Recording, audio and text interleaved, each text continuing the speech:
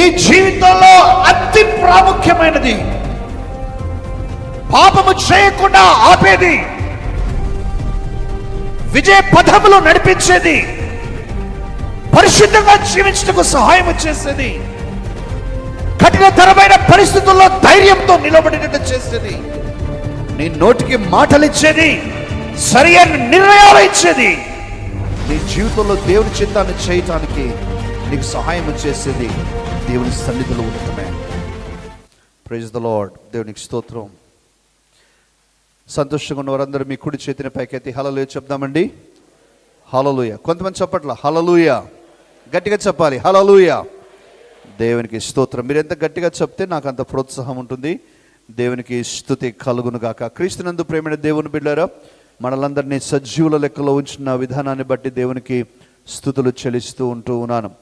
ప్రేమైన దేవుని బిడ్డలారా, మరి కరోనా గురించినటువంటి వార్తలు మీరు కూడా వింటూ ఉన్నారు. రెండవ వేవ్, సెకండ్ వేవ్ గురించినటువంటి వార్తలు మరి మన చుట్టూ కూడా ఉంటూ ఉన్నాయి. దాని విషయంలో ఎవరు కూడా ఏమాత్రం అశ్రద్ధ చేయకూడదని సంఘ కాపరిగా నేను మనవి చేస్తూ ఉన్నాను. మంచిదండి. మరి ఆలయ నిర్మాణ పనులు దేవుని యొక్క మహాకృపను బట్టి వడివడిగా సాగుతూ ఉంటూ ఉన్నాయి. ప్రార్థన చేయండి.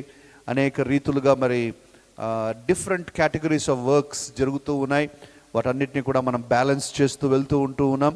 మీ యొక్క ప్రార్థన సహకారాలు ఎంతో ప్రాముఖ్యమని కూడా ఈ సమయంలో నేను గమనించి మీ అందరి జ్ఞాపకం చేస్తూ ఉన్నాను. ప్రతిదినం మీరు ప్రార్థన చేయటం మాత్రం మర్చిపోవద్దండి. ప్రార్థన చాలా చాలా ప్రాముఖ్యం. ప్రార్థన ద్వారానే మనము ఇది ముగించగలమని నేను నమ్ముతూ ఉన్నాను. దయచేసి ప్రార్థన చేయండి. ప్రభు యొక్క సహాయము మనకు కలుగునట్లుగా, మనము ఆలయ నిర్మాణ పనులు త్వరలో ముగించుకున్నట్లుగా మనము దేవుని యొక్క సహాయాన్ని కోరుకోవాలని నేను మనవి చేస్తున్నాను. క్రీస్తునందు ప్రేమైన దేవుని బిడ్డలారా, ఈరోజు నా యొక్క వాక్య అంశము వన్ థింగ్ దట్ మ్యాటర్స్. ప్రాముఖ్యమైన ఆ ఒక్క విషయం. ప్రాముఖ్యమైన ఆ ఒక్క విషయం. One thing that matters. Bible గ్రంథంలో అనేక రీతులుగా మనము దీన్ని కూలంకషంగా చదివినప్పుడు, పరిశీలించినప్పుడు ఒక్కటి లేక ఒక్కడు అనేటువంటి విషయాలు అనేకములు మనకు మన దృష్టికి దేవుడు తీసుకుని వస్తాడు. ప్రేమైన దేవుని బిడ్డలారా, ఒకరి ద్వారా పాపము ఈ లోకంలోనికి ప్రవేశించింది, ఒకరి ద్వారానే మనకు రక్షణ మార్గముగా రక్షణ కూడా మనకు వచ్చింది. ఒకరు శాపానికి కారణమయ్యారు, కానీ మరి ఒకరు ఆశీర్వాదానికి కారణమయ్యారు. ఒకలే. ప్రేమైన దేవుని బిడ్డలారా, దేవుడు కూడా అంటూ ఉన్నాడు, బండ సందుల్లో నిలబడి ప్రార్థన చేయటానికి ఎవరైనా ఒక్కడు కనిపిస్తాడా అని నేను వెతుకుతూ ఉన్నాను, కానీ ఒక్కడు కూడా నాకు కనిపించట్లేదు అనే మాటను అంటూ ఉన్నాడు. బైబిల్ గ్రంథంలో వన్ అనేటువంటి మాట అనేక రీతులుగా వాడబడుతున్నది. One thing that matters. ఒకటి, ఆ ప్రాముఖ్యమైన ఒకటి అనేటువంటిది. దేవుని చిత్తమైతే ఈరోజు మరి ఒక 4 లేక 5 అంశాలు, ప్రాముఖ్యమైన అంశాలు మన దృష్టిలోకి తీసుకురావాలని నేను ఆశిస్తూ ఉంటూ ఉన్నాను. కాబట్టి ఈ యొక్క 5 విషయాల ద్వారా, 5-6 విషయాల ద్వారా మన జీవితంలో మనము 6 విషయాలు చెప్పబోతూ ఉంటున్నాను. ఈ 6 విషయాల ద్వారా మన జీవితంలోని ఆయా కోణాలు, that corners of our life or that areas of our life should be addressed. మన యొక్క జీవితంలో ఈ భాగాలు అడ్రస్ అవ్వాలి, లేకపోతే అవి సంబోధించబడాలి. మనకు చాలా చాలా ప్రాముఖ్యమైనటువంటివని ఈరోజు నేను జ్ఞాపకం చేస్తున్నాను. ఒకటి తర్వాత ఒకటి మనం చూసుకుందామండి. ముందుగా యోహాను సువార్త 1వ అధ్యాయము 1వ వాక్యం నుంచి 3వ వాక్యం వరకు చదువుకుందాం.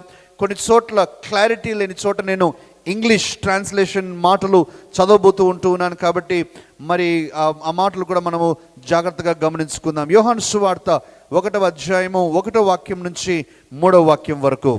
ఆదియందు వాక్యముండెను, వాక్యము దేవుని యొద్ద ఉండెను, వాక్యము దేవుడై ఉండెను, ఆయన ఆదియందు దేవుని యొద్ద ఉండెను, సమస్తమును ఆయన మూలముగా కలిగెను, కలిగి ఉన్నదేదియు ఆయన లేకుండా కలుగలేదు. కలిగి ఉన్నది ఏదియు ఆయన లేకుండా కలగలేదు. నేను యాంప్లిఫైడ్ వర్షన్లో, ఇంగ్లీష్లో యాంప్లిఫైడ్ వర్షన్లో చదువుతూ ఉన్నానండి. All things were made and came in to existence through him and without him. ఆయన లేకుండా, without him not even one thing was made. ఒక్కటి కూడా, ఆయన లేకుండా ఒక్కటి కూడా జరగలేదు. Not even one thing was made that has come in to being. ఆయన ప్రమేయం లేకుండా ఒక్కటి కూడా జరగలేదు. ఇంకో మాట చెప్పాలి అంటే, ఈ సృష్టిలో ప్రతి దాని వెనుక మన ప్రభు యొక్క హస్తము ఉన్నది అనేటువంటిది మనకు స్పష్టం కావాలి. ఈ సృష్టిలో కొండలేమి, పర్వతాలేమి, లేకపోతే ఎడారులేమి, అడవులేమి, పక్షులేమి, జంతువులేమి, ప్రియమైన దేవుని బిడ్డలారా, వీటన్నిటి వెనుక కూడా దేవుని యొక్క గొప్పతనం, దేవుని యొక్క సార్వభౌమత్వం ఉన్నదని నేను జ్ఞాపకం చేస్తూ ఉన్నాను. కొన్నిసార్లు అనుకుంటే ఆశ్చర్యం అవుతుంది. విత్తనాలు భూమిలో వేస్తాము, విత్తనాలు భూమిలో వేసినప్పుడు అవి మొక్కలుగా పెరుగుతాయి, ఇంకొద్దిగా పెద్దగైనప్పుడు అవి పుష్పాలు ఇస్తాయి, పుష్పాల నుంచి అవి పిందెలుగా మరి పండ్లు కాయటానికి ప్రారంభమవుతాయి. ఎంత ఆశ్చర్యం అండి! విత్తనాలు భూమిలో వేసిన తరువాత రంగురంగులుగా ఉన్నటువంటి పండ్లు మనం చూస్తూ ఉన్నాం, వేరే వేరే రుచులుగా ఉండేటువంటి పండ్లు మనం చూస్తూ ఉన్నాం, వేరే వేరే షేప్స్లో ఉండే పండ్లు మనం చూస్తూ ఉన్నాం. ప్రియమైన దేవుని బిడ్డలారా, ఎక్కడి నుంచి వచ్చింది ఇంత గొప్పతనం? ఎవరిచ్చారు ఈ గొప్పతనం? పుష్పములను మనం చూసినప్పుడు ఒక్కొక్క పుష్పానికి ఒక్కొక్క ప్రత్యేకత. ఈ పుష్పాల మాదిరిగా మరి ఎవరైనా పెయింటర్ ప్రయత్నించినా కూడా ఈ న్యాచురల్ ఫ్లవర్స్ మాదిరి వేయటం ఎంత కష్టం. దేవుని యొక్క సృష్టి ఎంత గొప్పది. పర్వతాలు చూసినప్పుడు, సముద్రాలు చూసినప్పుడు, చేపలను, జలచరాలను చూసినప్పుడు మనమందరం ఆశ్చర్యపడక తప్పదు. ఈరోజు నేను ఎందుకు ఈ మాటలు చెప్తూ ఉన్నానో ఒకసారి జ్ఞాపకం చేస్తాను. ఏ విధంగా సృష్టిలో ఉన్న ప్రతి దాని వెనుక దేవుని యొక్క హస్తం ఉన్నదో, మన జీవితంలో జరిగే ప్రతి దాని వెనుక కూడా దేవుని యొక్క హస్తం ఉన్నది. లేక ఇంకో మాటలు చెప్పాలి అంటే, దేవునికి తెలియకుండా, దేవుని యొక్క జ్ఞానము లేకుండా నీ జీవితంలో ఏ ఒకటి కూడా జరగటం లేదు.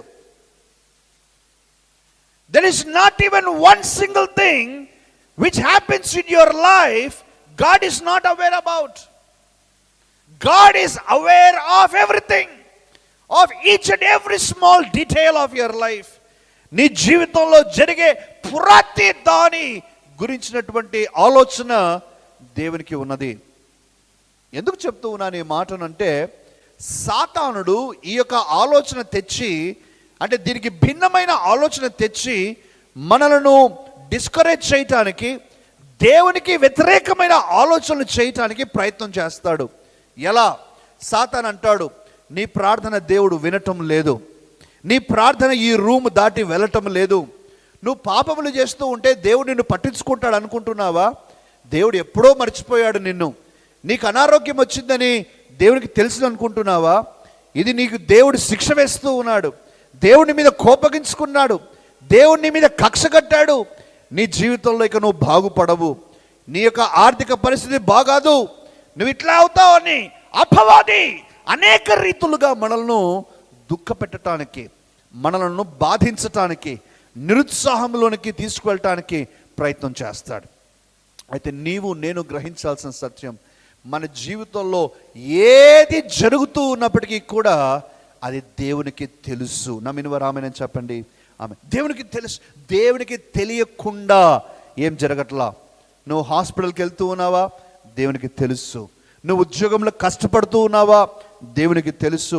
నీ బిడ్డల విషయంలో నీకు భారం ఉన్నదా? దేవునికి తెలుసు. నువ్వు ఆర్థికంగా కష్టపడుతున్నావు, దేవునికి తెలుసు. యాక్సిడెంట్ అయిందా? దేవునికి తెలుసు. ఏదైనా నష్టపోయావా? దేవునికి తెలుసు. మరణము జరిగిందా? దేవునికి తెలుసు. God knows everything. God knows everything. When I tell God knows everything, He is a God who just doesn't see, but He does something about it. Hallelujah. ఆయన కేవలము అవును ఈ యొక్క జీవితంలో, ఈమె జీవితంలో, ఇతని జీవితంలో ఇది జరుగుతుంది అని అనుకునేవాడు మాత్రమే కాదు, ఆయన ఏదైనా ఒక కార్యాన్ని నీ కొరకు చేసేవాడు. నమ్మిన వారు ఆమేన్ చెప్దాం. మన జీవితంలో ఆయన కార్యాలు చేసేవాడు అండి. ప్రియమైన దేవుని బిడ్డారా, అందుకే ఈరోజు నేను ఈ మాటతోనే ప్రారంభం చేస్తున్నాను. ఈ సృష్టిలో ఆయన లేకుండా, ఆయన ప్రమేయం లేకుండా ఏది జరగలేదు అన్నట్టుగానే మన జీవితంలో కూడా ఆయన యొక్క జ్ఞాపకంలో లేకుండా, ఆయనకు తెలియకుండా, ఆయన యొక్క విస్మరణలో ఉండి ఏది కూడా నీ జీవితంలో జరగట్లేదు. Everything God knows. ఇదే ఈరోజు మనం చెప్తూ ఉన్న మొట్టమొదటిగా, God is in control of everything. దేవుడు ప్రతి విషయం గురించి ఆయన ఆయన ఆయన తన స్వాధీనములో ఉంచుకొని ఉన్నాడు. ఎవ్రీథింగ్. మానవులుగా మనకున్నటువంటి సంకుచితమైన ఆలోచనలను బట్టి ఆ గొప్ప దేవుణ్ణి చిన్నవాడిగా చేసేసి ఆయన కూడా అలా ఆలోచిస్తాడేమో అని మనం అనుకుంటాం. కానీ ఆయన యొక్క ఆలోచనలు మన ఊహకు అందవు. ప్రేమైన దేవుని బిడ్డలారా, మహా గొప్ప దేవుడు, సర్వ సృష్టికర్త అయిన దేవుడు, నీ జీవితంలో ఏం జరుగుతుందో చూసిన దేవుడు, సమస్తమును ఆయన స్వాధీనములో ఉంచుకున్న దేవుడు, ఆయన యొక్క చేయి దాటి ఏది కూడా వెళ్ళదు. అందరు నా వెనుక ఈ మాట చెప్పండి గట్టిగా, కుడి చేయి పైకెత్తి నా వెనుక ఈ మాట చెప్పండి. నా జీవితంలో జరుగుతున్నది ఏదైనా దేవుని చేయి దాటదు. ఆమేన్. దేవుని చేయి దాటదు ప్రేమైన దేవుని. అది అలా అనిపించవచ్చు. It might appear like that. ఇక ఇది పాసిబిలిటీ కాదేమో, ఇక ఇది చెయ్యి దాటిపోయిందేమో, ఇక ఇది జరగదేమో అన్నట్లుగా ఉంటుంది. కానీ దేవుడు కార్యాన్ని జరిగించగలడు అని మనందరం కూడా గుర్తు చేసుకుందాం. మొట్టమొదటి ఈరోజు నేను జ్ఞాపకం చేస్తున్నాను. రెండవదిగా ప్రేమైన దేవుని బిడ్డలారా, దయచేసి చూడండి, దేవుని యొక్క వాక్యాన్ని చదువుకుందాం. ఫిలిప్పీలకు రాసిన పత్రిక అపోస్తలుడైన పౌలు ఫిలిప్పీ సంఘానికి రాస్తూ 3వ అధ్యాయము 13వ వచనము 11 నుంచి చదువుకుందామండి. చక్కగా కనెక్షన్ మనకు దొరుకుతుంది. ఫిలిప్పీ 3:11 నుంచి. ఏ విధము చేతనైనను మృతులలో నుండి నాకు పునరుత్థానం కలుగవలనని ఆయన మరణం విషయంలో సమాన అనుభవము గలవాడనై ఆయనను ఆయన పునరుత్థాన బలమును ఎరుగు నిమిత్తమును ఆయన శ్రమలలో పాలివాడనగుట ఎట్టిదో ఎరుగు నిమిత్తమును సమస్తమును నష్టపరుచుకొని వాటిని పెంటతో సమానముగా ఎంచుకొనుచున్నాను.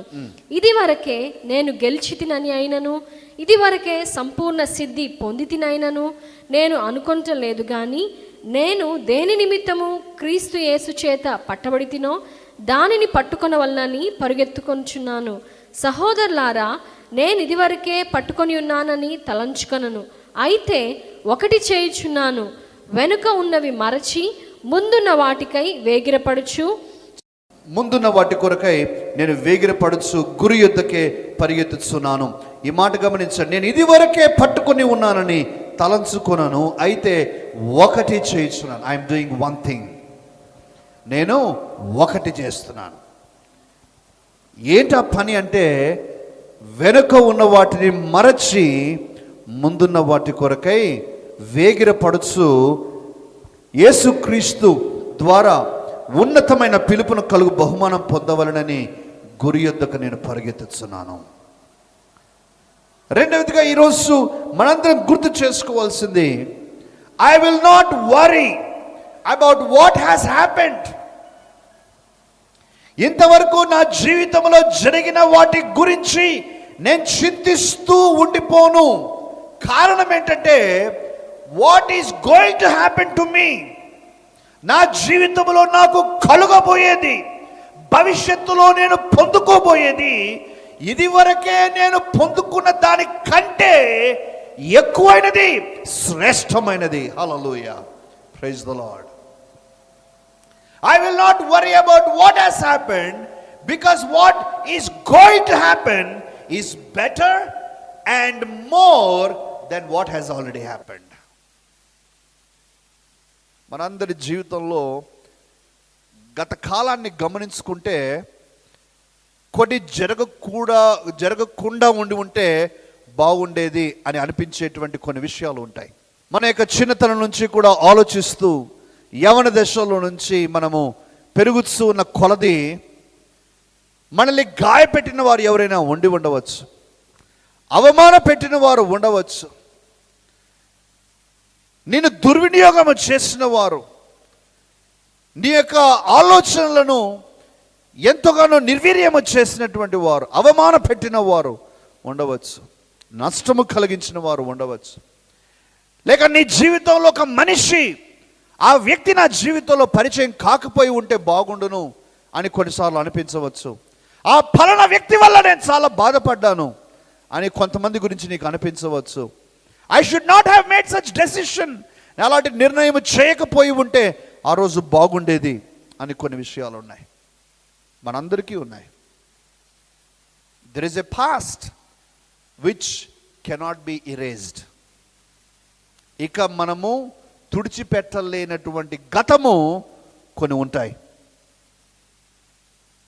అవి జరగలేదు అని చెప్పడానికి లేదు, జరిగాయి. కానీ నీవు నేను చేయవలసింది ఏంటంటే,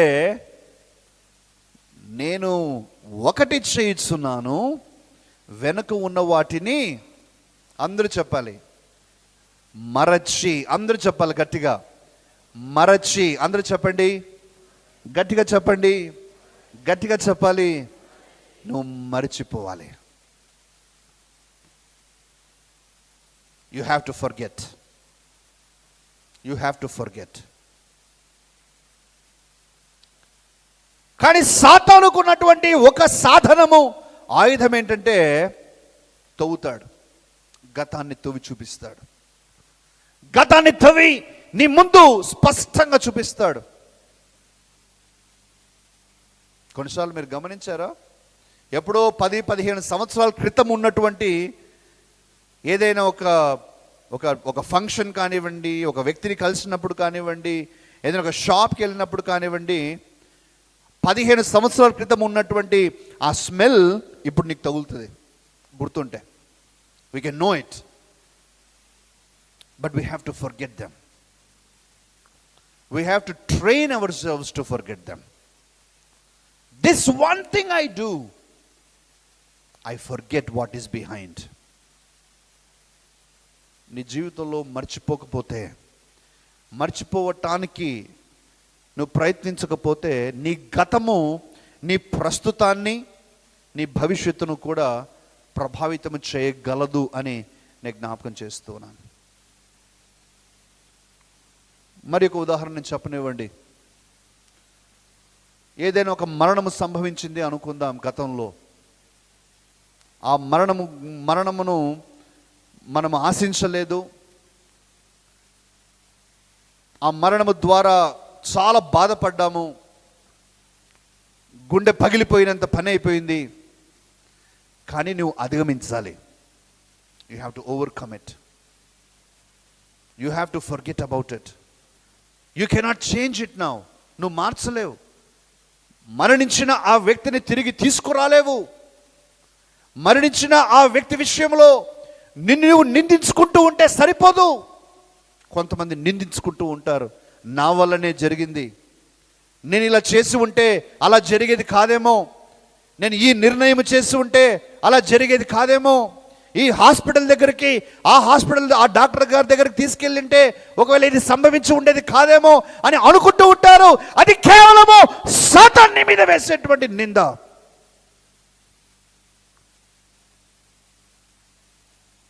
ఏ సమయంలో మనము ఏమి చేయాలో ఆ సమయంలో మనం ఆలోచించి మంచిగా అనిపించేదే మనం చేస్తాము తప్ప ఒకరికి నష్టం కలిగించేది ఎప్పుడు చేయము సాధారణంగా.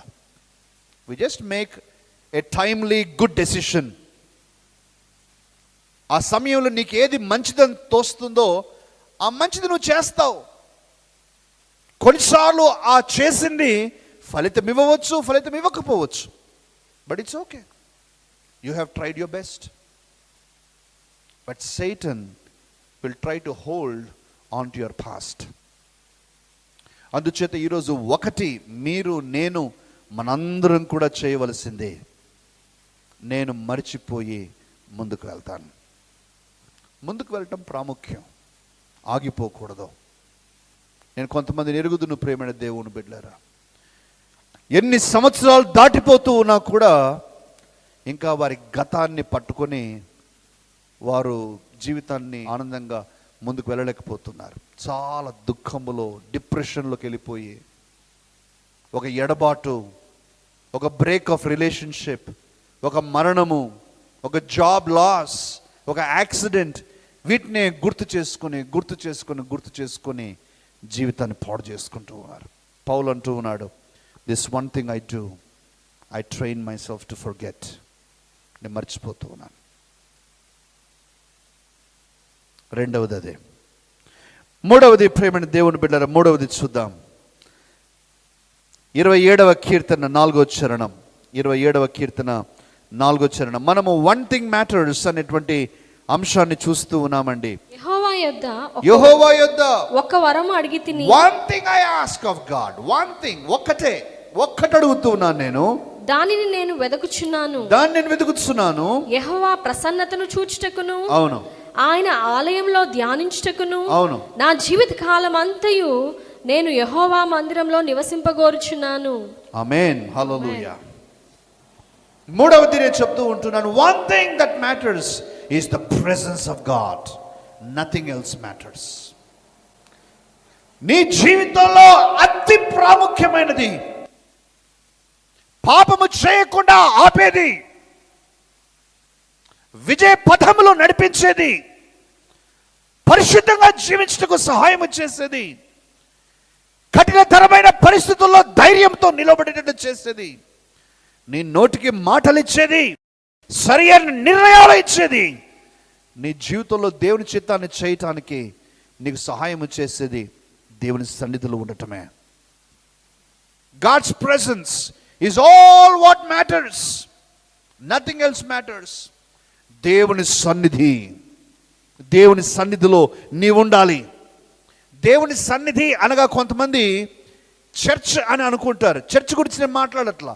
చర్చ్ అనేది కేవలం ఒక భౌతికమైన ప్రదేశం, మనం అందరం కలుసుకోవటానికి ఒక కమ్యూనిటీ హాల్ మాదిరి. మనలో ఉంటుంది దేవుని యొక్క సన్నిధి, ఒక కవచం. అది మన చుట్టూ కూడా ఉన్నటువంటి ఒక అభిషేకము, ఒక కవచము. సర్వసాధారణమైన మాటలో నేను చెప్పాలి అని అంటే, దేవుని సన్నిధి అంటే ఏమిటి అని చెప్పాలి అని అంటే, దేవుడు నీకు తోడుగా ఉన్నాడని, దేవుడు నిన్ను చూస్తూ ఉన్నాడని, దేవుని యొక్క చిత్తాన్ని చేయటానికి ఆయన నీ నుంచి కోరుకుంటూ ఉన్నాడని, ప్రతి నిత్యము కూడా ఉన్నట్టు నీకు ఒక అవగాహన కలిగి ఉండి, ఆ యొక్క పిలుపుకు తగినట్టుగా దేవుడు నీకు తోడుగా ఉన్నాడు కాబట్టి ఆయనకు తగినట్టుగా జీవించడానికి ప్రయత్నించడంలోనే అదే దేవుని యొక్క సన్నిధి. నేను మార్కెట్కి వెళ్తూ ఉన్నాను. మార్కెట్లో నేను కూరగాయలు కొనవచ్చు, కానీ కూరగాయలు కొనేటప్పుడు కూడా నేను జ్ఞాపకం చేసుకోవాల్సింది, దేవుని యొక్క సన్నిధి నాతో కూడా ఉన్నది. నేను దేవుని కుమారుడిని, నేను దేవుని యొక్క కుమార్తెను, దేవుడు నాకు తోడుగా ఉన్నాడు. కాబట్టి నేను కూరగాయలు కొనే సమయంలో నన్ను నేను జాగ్రత్త పెట్టుకుంటాను, నేను నా యొక్క ప్రవర్తనను కనిపెట్టుకుంటాను.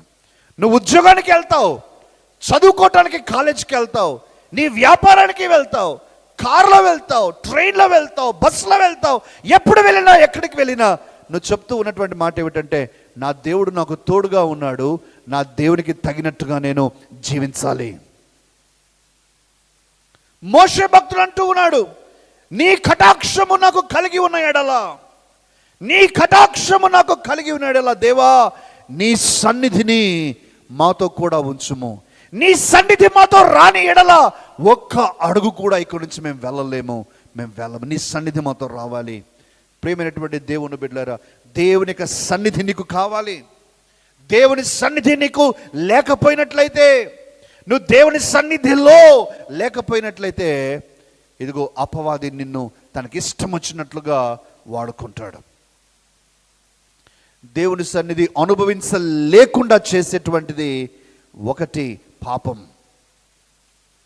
నువ్వు ఎప్పుడైతే కోరుకొని పాపం చేస్తావో, ఇష్టపడి పాపం చేస్తావో, తెలిసి పాపం చేస్తావో, ఆ పాపము నిన్ను దేవుని యొక్క సన్నిధిలోంచి బయటికి తెస్తుంది. పాపపు ఆలోచన, పాపపు సంబంధం, you cannot dwell in the presence of God. చీకటికి వెలుగుకు సంబంధం లేదు.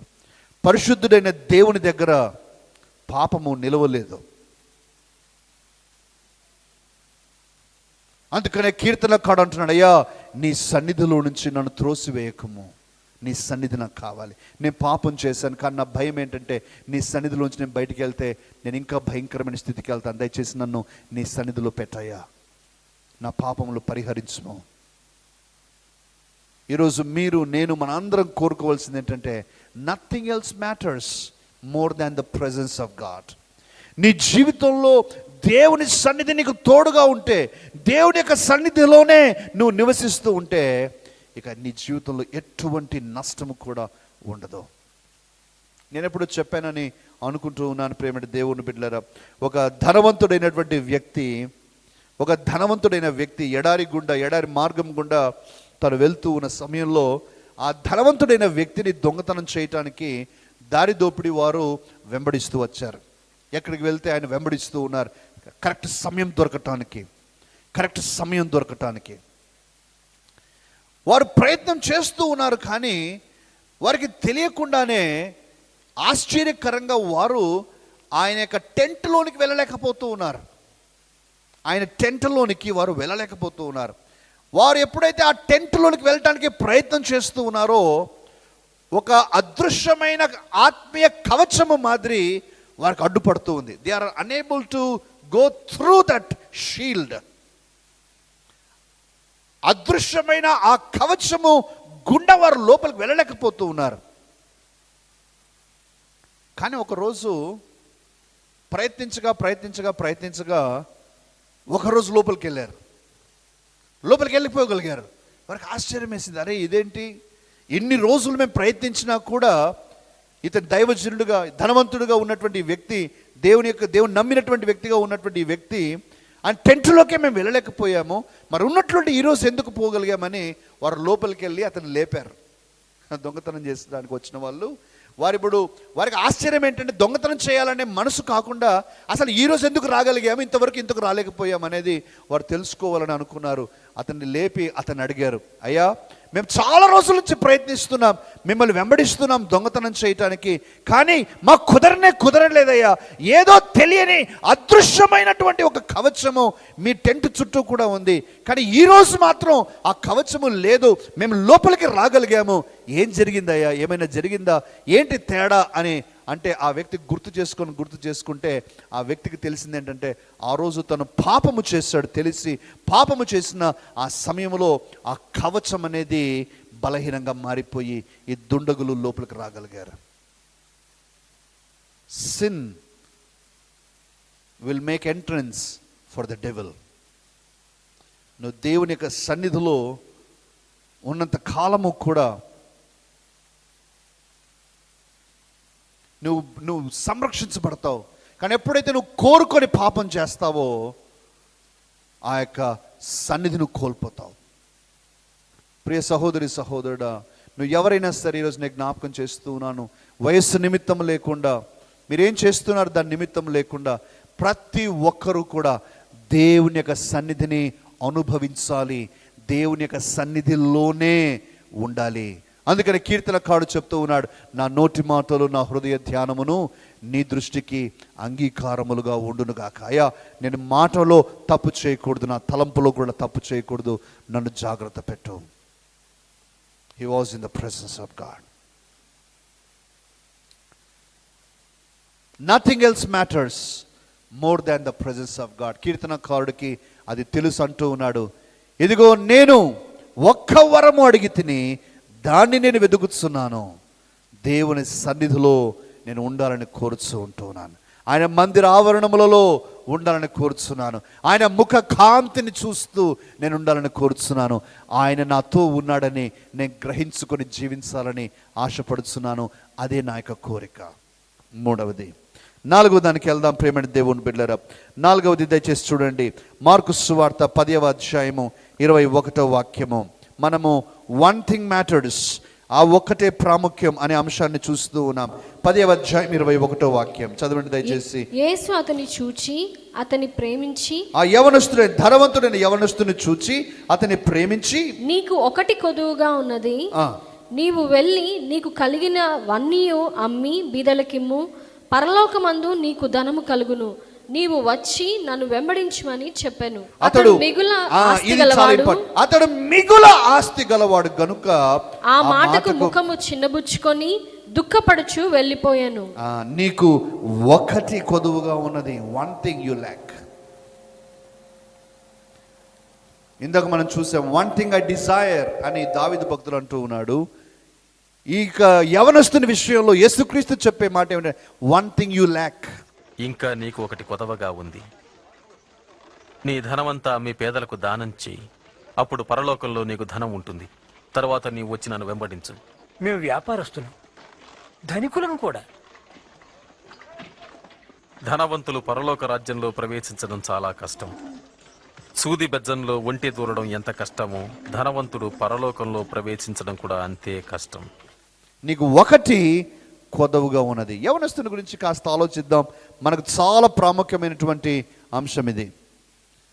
యవనస్తుడు ఆబ్వియస్గా ధనవంతుడు అని మనకు అర్థమవుతుంది. మిగుల ఆస్తి గలవాడు, మిగుల ఆస్తి గలవాడు, ఆస్తి గలవాడు. కాబట్టి యేసుక్రీస్తు వివేచనతో చెప్పినటువంటి మాట ఏమిటంటే, అయ్యా నువ్వు ఆస్తి నుంచి విడుదల పొందాలి. ఇంకో మాటలో చెప్పాలంటే, నువ్వు ఆస్తి చేతుల్లో బంధకములో ఉన్నావు, ఆ బంధకాల నుంచి నువ్వు బయటకు రావాలి. ఆస్తి అనేటువంటి బంధకంలో నువ్వు ఉన్నావు, ఆ బంధకాల్లో నుంచి నువ్వు బయటకు రావాలి, అప్పుడే నన్ను వెంబడించగలవు అనే మాటను చెప్తూ ఉన్నాడు. ప్రియమైనటువంటి దేవుని బిడ్డలారా, today number 4 we are learning, break the bondage of wealth so you can serve the master. ఆస్తి లేక ధనము అనేటువంటి బంధకములో నుంచి మనం బయటకు రావాలి. ఇక్కడ ఒక అపోహను చెప్తాను, అపోహకు జవాబు కూడా చెప్పి మనం నేర్చుకుందాం. తెలిసిన వారు ఉంటారు, తెలియని వారి కొరకు నేను చెప్తూ ఉన్నాను. చాలామంది ప్రసంగికులు, పాతకాలం ప్రసంగికులు అనండి, లేక లేఖనాలు ఎక్కువగా తెలియని వారు అనండి, వారు చెప్పిన మాట, నేర్పించిన మాట ఏమిటంటే, క్రైస్తవులు ధనవంతులుగా ఉండకూడదు, క్రైస్తవులు ధనవంతులుగా ఉండకూడదు, క్రైస్తవులు ధనవంతులుగా ఉంటే పరలోక రాజ్యంలో ప్రవేశించలేరు.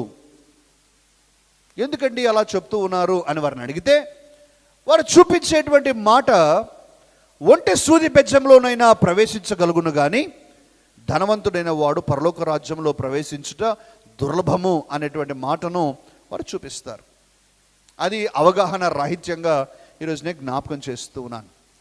దేవుని యొక్క వాక్యంలో ఎక్కడా కూడా ధనవంతుడుగా ఉండటమే పాపము అని చెప్పబడలేదు. ధనవంతులు పరలోక రాజ్యంలో ప్రవేశించరు అని మనకు అర్థమయ్యే రీతిగా మాత్రం చెప్పబడలేదు. అలా చెప్తూ ఉన్నారు కానీ మనం అర్థం చేసుకునే రీతిగా కాదు. కానీ యేసుక్రీస్తు ప్రభువు మనందరికీ నేర్పించే ఒక విషయం ఏంటంటే, మీరు ధనవంతులుగా ఉన్నప్పటికీ కూడా మీ ధనము మీద మీ మనసు ఉండకూడదు. మీరు ధనము ఉన్నప్పటికీ కూడా ధన వ్యామోహం అనేది మీకు ఉండకూడదు. ధనము మీ దగ్గర ఉన్నప్పటికీ కూడా మీ హృదయం అంతా కూడా ధనము గురించే ఆలోచించకూడదు. దేవుని యొక్క వాక్యం చెప్పేది అదే.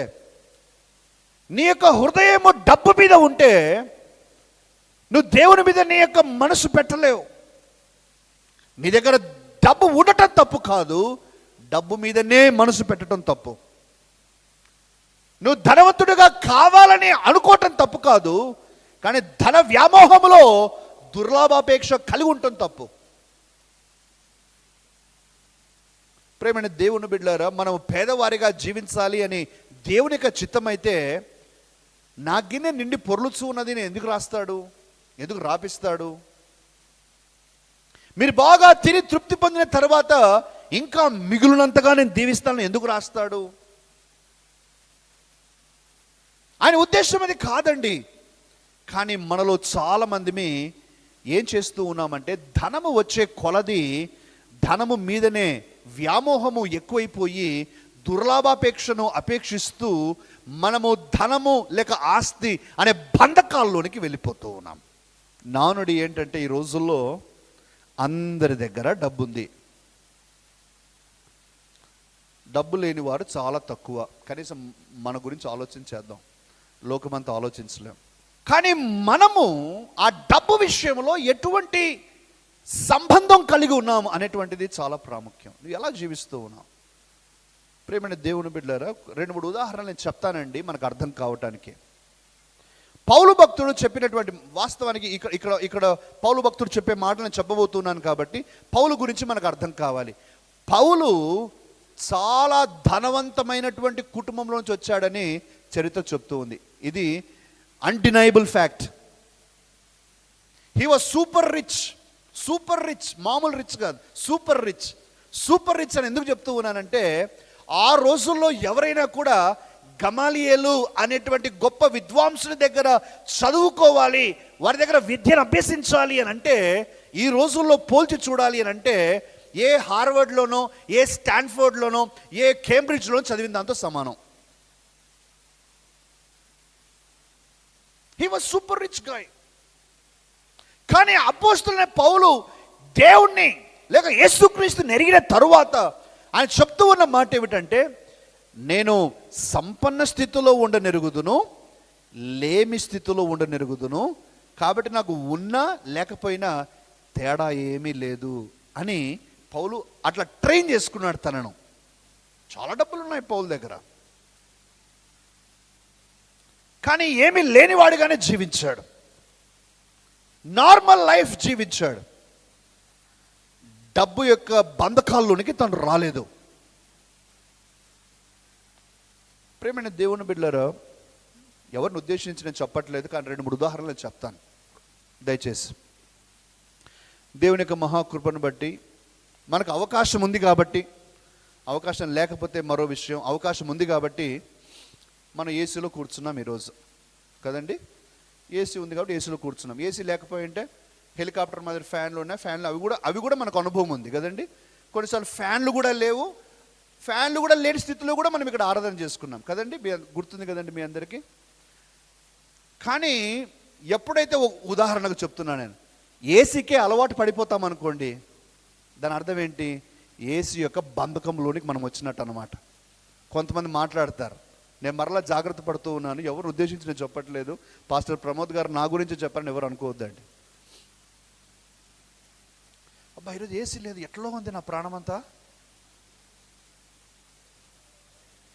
నేను ఏసీ లేకుంటే ఒక్క క్షణం కూడా బతకలేను.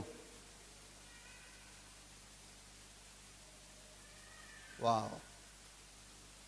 కొన్నిసార్లు అట్లా అంటే ప్రాణం ఎట్లయిపోతుంది అంటే దాని బంధకంలోనికి వెళ్ళిపోతుంది.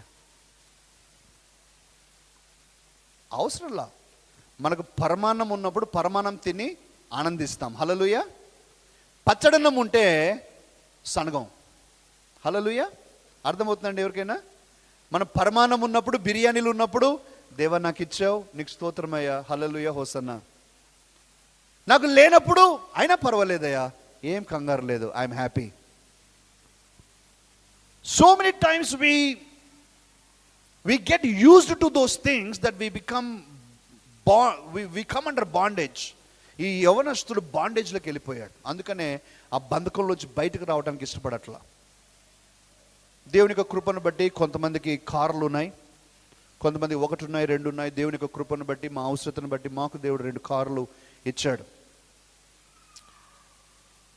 మాకున్న షెడ్యూల్స్ని బట్టి, బ్లెస్సీ షెడ్యూల్, పిల్లల షెడ్యూల్, నా షెడ్యూల్స్ అన్నీ వేరువేరుగా ఉంటాయి కాబట్టి మాకు అవసరత ఉంది. అలా అనేసి నేను కారుకే అలవాటు పడి కారు లేకుంటే నాకు ప్రాణం ఉక్కబోస్తుందని చెప్పను. నా గురించి తెలిసిన వారు మీరు గమనించుంటారు, బైక్లో తిరిగిపోతా హ్యాపీగా. నాకు బైక్ ఉంటే చాలు, బైక్ ఉంటే హ్యాపీగా వెళ్ళిపోతా. లింక్ సర్వీస్ ఆటో 15 రూపాయలు అయితే 12 రూపాయలకు బేరమాడి ఎక్కుతా. ముందు సీట్లో కూర్చుంటా డ్రైవర్ పక్కన, కంగారే లేదు, హ్యాపీ, హల్లెలూయా, హోసన్నా, బోలో ఈశ్వర మహారాజ్కి, అంతే హ్యాపీ. ఏం బా నాకు 2 కార్లు ఉన్నాయి, నేనేది ఆటోలో పోవడం, నేనేది నడవటం. ఉన్నప్పుడు ఆనందిస్తాం, లేనప్పుడు దాని గురించి విచారించాం. హల్లెలూయా. ఎంతమందికి అర్థమవుతుందండి? ఈ యవనస్తుడు బంధకంలోకి వెళ్ళిపోయాడు, అందుచేత ఇప్పుడు ఆ యొక్క బంధకంలో నుంచి బయటకు రావటానికి ఇష్టపడట్లా. ప్రియ సహోదరుడా, సహోదరి, దేవుడు నీకు ఆస్తి ఇచ్చాడా? సంతోషం, హల్లెలూయా. కానీ ఆస్తి బంధకంలోకి వెళ్ళవద్దు. నువ్వు కోరుకున్న దానికంటే ఎక్కువ నీకు ఇచ్చాడా? ఆనందించు, ఉన్నంత ఆనందించు, సంతోషంగా ఆనందించు, కానీ దాని బంధకంలోకి వెళ్ళవద్దు. God has blessed you with a good job, happy, super happy, కానీ దాని బంధకంలోకి వెళ్ళవద్దు. One thing we should do, we should not get into bondage of anything in our life. Hallelujah. ఈ యవనస్తుడు ఆ బంధకాల్లోకి వెళ్ళిపోయాడు. అదే గుర్తుపట్టాడు యేసుక్రీస్తు ప్రభు. సింపుల్గా చెప్పాడయ్యా, ఈ బంధకంలో నుంచి నువ్వు బయటకు రావాలి. ఆ అబ్బాయి అన్నాడు, అది ఒక్కటి చేత కాదు నాకు, అదొక్కటి నాకు చేత కాదు, నాకు ఇదే కావాలి. ఇష్టం. సహోదరుడా, సహోదరి, నీ జీవితంలో దేని బంధకంలో నువ్వు ఉన్నావు? దేని బంధకంలో ఉన్నావు? ఉన్నప్పుడు ఆనందించు, కానీ లేని సమయంలో సనగవద్దు, లేనప్పుడు కూడా సంతోషించు. హల్లెలూయా. దేని చేతిలో కూడా మన బంధకాల్లోనికి వెళ్ళకూడదు. అందుకనే ఈరోజు 4వదిగా నేను చెప్తూ ఉన్నాను, break the bondage so that you can serve the master. నువ్వు నాయకుణ్ణి, నీ యొక్క యజమానిని, దేవుణ్ణి సేవించాలి అని అంటే నీవు ఈ బంధకాలను విరగొట్టుకోవాలి, విరగొట్టాలి సంతోషంగా. 5వది చూద్దామండి. 5వది దయచేసి చదవండి. నేర్చుకుంటున్న వారు హల్లెలూయా అని చెప్దాం. హల్లెలూయా, ఆమేన్, దేవునికి స్తోత్రం. 5వది చూద్దామండి. లూకా సువార్త 10వ అధ్యాయం, మార్త మరియల గురించి రాయబడినటువంటి వాక్యం 41-42 మాటలు చదవండి. లూకా సువార్త 10వ అధ్యాయం 41-42 మాటలు. అందుకు ప్రభువు, మార్తా మార్తా, నీవు అనేకమైన పనులను గూర్చి విచారము కలిగి తొందరపడుచున్నావు, కానీ అవసరమైనది ఒక్కటే. One thing that is needed, one thing, అవసరమైనది ఒక్కటే.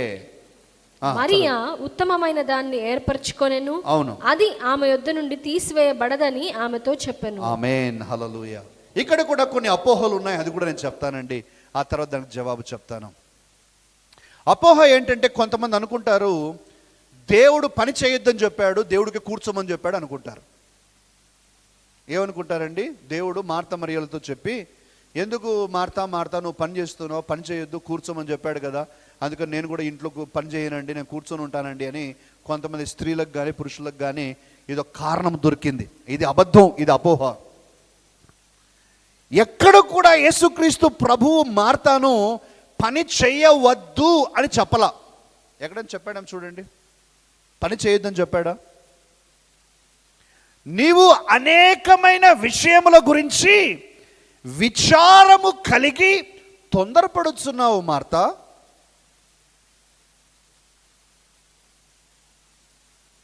అని చెప్పాడే, కానీ మార్తా నువ్వు ఎందుకు పనులు చేస్తున్నావు వచ్చి కూర్చోకుండా అని చెప్పట్లా. నువ్వు విచారము కలిగి తొందరపడుతున్నావు అంటే మనకు అర్థం కావాల్సింది ఏంటంటే, విచారము లేకుండా తొందరపడకుండా మనం చేసుకోవచ్చు. ఇంకో మాటలో మనకు అర్థం కావడానికి చెప్పాలి అని అంటే, there should be a balance between works and worship. మనం చేసే పనుల గురించి, దేవుని సన్నిధిలో గడిపే సమయం గురించి మనకు ఒక సమానత్వం అనేటువంటిది, ఒక సమతుల్యత అనేటువంటిది మనకు కావాలి. ఎప్పుడు కూడా పనులు పనులు పనులు పనులు అని దేవుని సన్నిధికి రానివారు కూడా ఉన్నారు,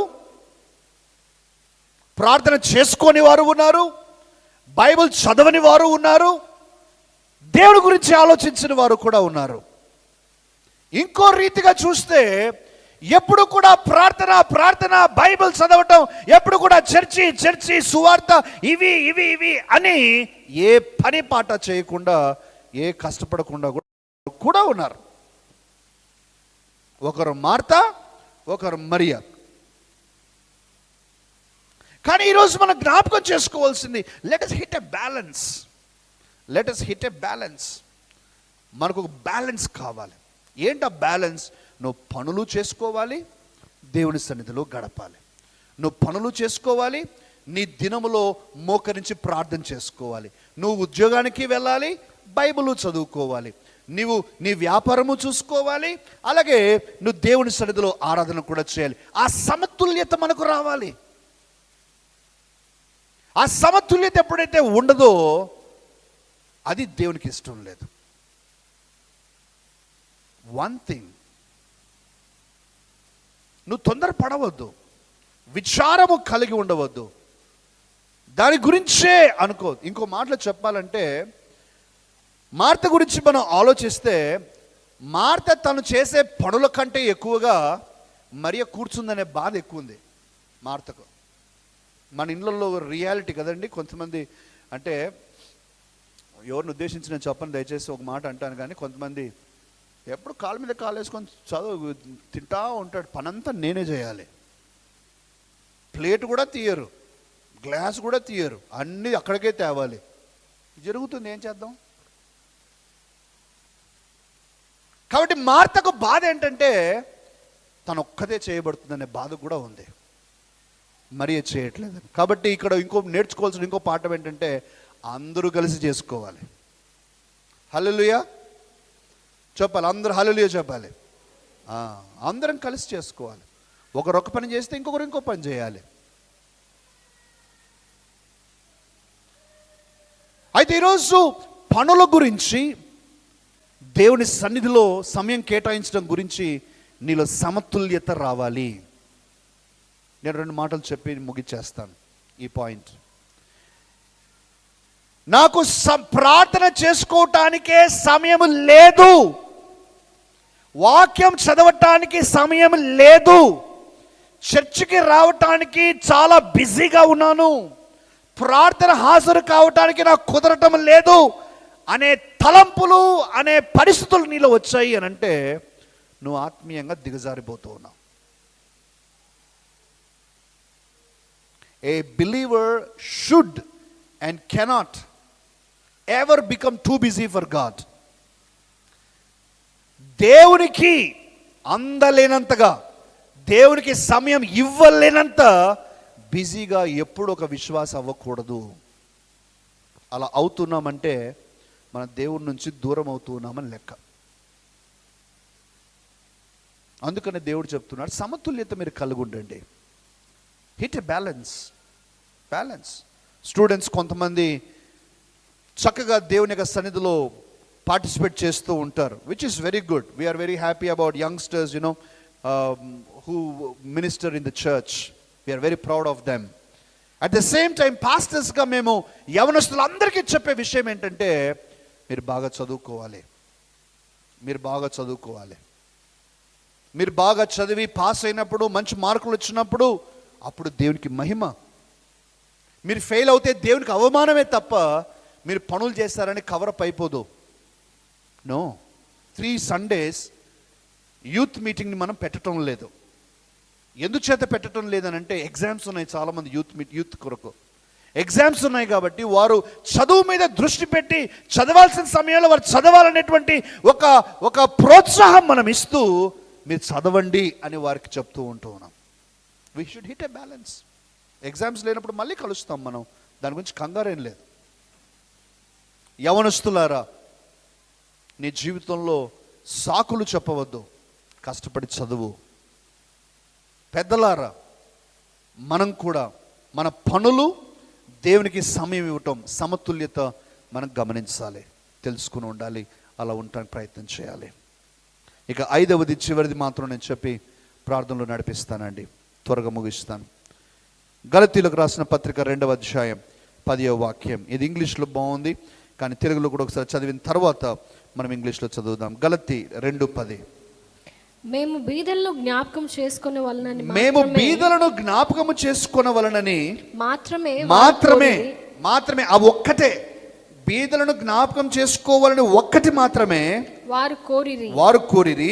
అలాగు చేయుటకు నేనును ఆసక్తి కలిగి ఉంటిని. One thing that they desired is that we remember the poor. Amplified version చదువుతున్నాను. They asked only one thing, that we remember the poor. The very thing I was also eager to do. One thing, ఒక్కటి, బీదలను జ్ఞాపకం చేసుకోమని. ప్రియులారా, ప్రేమ ఉన్న చోట ఇవ్వటం అనేటువంటిది సహజ స్వభావం, సహజ సిద్ధముగా వచ్చే స్వభావం. ప్రేమ ఉన్న చోట ఇస్తాం, ఎక్కువ ప్రేమ ఉన్న చోట ఎక్కువ ఇస్తాం, ప్రేమ లేని చోట అసలు ఇవ్వము. పేదలను మనం చూసినప్పుడు, బీదలను మన జ్ఞాపకం మన దృష్టికి వచ్చినప్పుడు మనం చేయగలిగింది తప్పనిసరిగా మనం చేయాలి. దేవుని బిడ్డలుగా మరెక్కువగా మనం చేయాలి. నీ స్తోమతలో ఉన్న కొలది.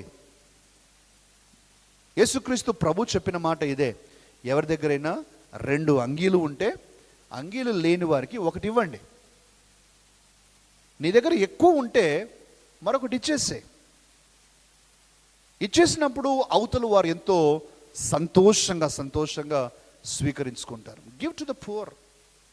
అవసరం ఉన్న చోట మనం ఇవ్వటం ప్రేమైన దేవుని బిడ్డలారా, దేవుడు ఇచ్చినటువంటి గొప్ప ఆధిక్యత. అవసరం ఉన్నది మనం గమనించుకోవాలి. ఇందాక నేను చెప్పిన విధంగా అందరి దగ్గర డబ్బు ఉండవచ్చు, కానీ ఇచ్చే మనసు మాత్రం కొందరి దగ్గరే ఉంటుంది. This one thing that they asked పౌల్ని అడిగారు ఏంటంటే, అయ్యా పేదలను జ్ఞాపకం చేసుకోండి, మా దగ్గర పేదలు ఉన్నారయ్యా, కొద్దిగా జ్ఞాపకం చేసుకోండి. పౌలు కూడా అంటున్నాడు, నాకు కూడా ఆశ ఉంది, చేద్దాం, ఏదైనా చేద్దాం, తప్పనిసరిగా చేద్దాం అని సమిష్టిగా వారు ఉంచుకునేవారు కదండి. సమిష్టిగా ఎవరెవరికి వారి అవసరత కొలది పంచిపెడుతూ ఇచ్చేవారు, వారిని ఆదుకునేవారు. నేను ఎందుకు ఈ మాట చెప్తూ ఉన్నానంటే, ఈ రోజుల్లో we have become so self centred, so self focused. కేవలం మనము మన గురించి, మన పిల్లల గురించి, మన కుటుంబం గురించి, మన భవిష్యత్తు గురించి, మన గురించే ఆలోచిస్తూ ఉన్నాం తప్ప ఎవరైనా అవసరతలో ఉన్న వారికి కాస్తంత నేనైనా సహాయం చేయగలనా అని ఆలోచించలేకపోతూ ఉన్నాం. మన కొరకైతే మనము ఎంతైనా చేసుకోగలుగుతూ ఉన్నాము, కానీ పక్కనున్న వారికి కొంత ఇవ్వటానికైనా కూడా మనము ముందుకు రాలేకపోతూ ఉన్నాం. యేసుక్రీస్తు ప్రభు చెప్పిన చాలా సింపుల్ ట్రూత్, నిన్ను వలె నీ పొరుగు వానిని ప్రేమించు. నిన్ను నువ్వు ఎలా ప్రేమించుకుంటావో అలాగే నువ్వు ఇతరులను కూడా ప్రేమించు. ఇతరులు నీకు ఏమి చేయవలనని నువ్వు కోరుతావో అదే నీవు కూడా ఇతరులకు చెయ్యి. ఆ రెండు పాటిస్తే చాలండి, మన జీవితంలో చాలా చక్కగా మనం ఇతరులకు ఇవ్వటానికి సిద్ధపడతాం. we will just be able to give to others. If we can follow those simple things, love your neighbor just as yourself and do to them as you expect them to do to you. నువ్వేం కోరుతున్నావు వారి కొరకు అలాగే చేద్దాం. నిన్ను ఎలా ప్రేమించుకుంటున్నావు అలానే ప్రేమిద్దాం. చాలామంది మనలో పేదలకు సహాయం చేసే గుణం ఉంది, నేను గమనించాను. వారందరిని నేను అభినందిస్తూ ఉన్నాను. మరి కొంతమంది ఆ విషయంలో కాసింత వెనుకబడి ఉన్నాం. మన ఇద్దాం ప్రేమ దేవుని బిడ్డలారా. ఇవ్వటం వల్ల ఎటువంటి నష్టము, ఎటువంటి తేడా, ఎటువంటి మార్పు నీ జీవితంలో ఏమి రాదు. నువ్వు కొంత సహాయం చేయటం వల్ల వారికి మాత్రం ఎంతో గొప్ప సహాయం కలుగుతుంది, కానీ నీ జీవితంలో పెద్ద మార్పు రాకపోవచ్చు. కాబట్టి సహాయం చేయాలి, మనం సహాయం చేస్తూనే ఉండాలి. ఎంత చేయగలిగితే అంత చేయాలని ఈరోజు నేను జ్ఞాపకం చేస్తున్నాను. 6 విషయాలు ప్రేమ దేవుని బిడ్డలారా ఒకసారి నేను జ్ఞాపకం చేస్తూ ఉన్నాను. ఆ తర్వాత నేను ప్రార్థన చేస్తాను. Number 1, God is in control of everything. దేవుడు నీ జీవితంలో జరిగే సమస్తమును తన స్వాధీనంలో ఉంచుకున్నాడు. ఆయన తెలియకుండా, ఆయన ప్రమేయం లేకుండా, ఆయనకు అవగాహన లేకుండా నీ జీవితంలో ఏ ఒక్కటి కూడా జరగటం లేదు అని జ్ఞాపకం చేసుకోవాలి. Number 1. Number 2, I will not worry about what has already happened, because what I am about to receive is better and beyond than what I have already experienced. గతించిన దాని గురించి నేను విచారించను, చింతించను, కానీ రాబోయేది ఇంకా శ్రేష్టమైనది, గొప్పది. కాబట్టి నేను వెనుక ఉన్న వాటిని మర్చిపోవటానికి నన్ను నేను తర్ఫీదు చేసుకుంటాను. 2వది, ఆ ఒక్కటి నేను చేస్తాను. 3వది, దేవుని దగ్గర మనము ఆయన సన్నిధిలో ఉండటానికి మనం తర్ఫీదు చేసుకోవాలి. Nothing else matters, only thing that matters is the presence of God. దేవుని సన్నిధిలో నువ్వు ఎప్పుడూ ఉండాలి. నువ్వు దేవుని సన్నిధిలో ఉంటే నీకు ఇంకా ఢోకా లేదు, నిన్నెవరు ముట్టలేరు. నువ్వు దేవుని సన్నిధిలోంచి బయటకు వచ్చినప్పుడే then you become exposed and become a victim to the devil. So let's be conscious and cautious about the presence of God. Number 4, 4వది, break the bondages of wealth and serve the master. ధనము, ధన వ్యామోహం, ఆస్తి అనే బంధకాల నుంచి బయటకు వచ్చి దేవుని కొరకు అందుబాటులో మనం సేవ చేయాలి. ధనం ఉండటం తప్పు కాదు, ఉన్నప్పుడు సంతోషించండి, ఆనందించండి, కానీ దాని బంధకాల్లోనికి వెళ్ళబాకండి. అదొకటి మనం జాగ్రత్త పడాలి. 5వది, works or worship you decide. పనులా, దేవుని యొక్క సన్నిధియా, నువ్వు నిర్ణయించాలి. రెండిటికి సమతుల్యత అనేటువంటిది నువ్వు కనుక్కోవాలి. ఎప్పుడు పని చేయాలో అప్పుడు పని చేయాలి, ఎప్పుడు ప్రార్థించుకోవాలో అప్పుడు ప్రార్థించుకోవాలి, ఎప్పుడు ఏ పని చేయాలో ఆ అవగాహన మనకు ఉండాలి అనేది నేను జ్ఞాపకం చేస్తూ ఉన్నాను. 6వది చివరిది, పేదలను జ్ఞాపకం చేసుకొని ఇవ్వటం. ఆ ఒక్కటి మనం చేయటానికి ప్రయత్నం చేయాలి. మనకున్న స్తోమతలోనే లేనిది ఎటు మనం ఇవ్వలేం. ఉన్న దాంట్లో నుంచి కాస్త మనం పంచుకోవటంలో ఇబ్బంది ఏమీ లేదు. Let us do it. ఎక్కడైతే అవసరత ఉన్నదో మనం ఇద్దాం. సింపుల్. ప్రేమ ఉన్న చోట ఇస్తాం. దేవుడు లోకమును ఎంతో ప్రేమించెను, అందుకని ఆయన ఇచ్చాడు. ప్రేమ ఉంటే ఇస్తాం, ప్రేమ లేకపోతే ఇవ్వము. ఎక్కువ ప్రేమ ఉంటే ఎక్కువ ఇస్తాం, ప్రేమ తక్కువగా ఉంటే తక్కువ ఇస్తాం. నువ్వు ఎంత చేయగలవో నీ ప్రేమను బట్టియే అది నిర్ధారణ అవుతుందని నేను జ్ఞాపకం చేస్తున్నాను. దేవుడి మాటలను దీవించునుగాక. వన్ థింగ్ దట్ మ్యాటర్స్, ఆ ఒక్కటే ప్రాముఖ్యం. దేవుడి మాటలను దీవించునుగాక.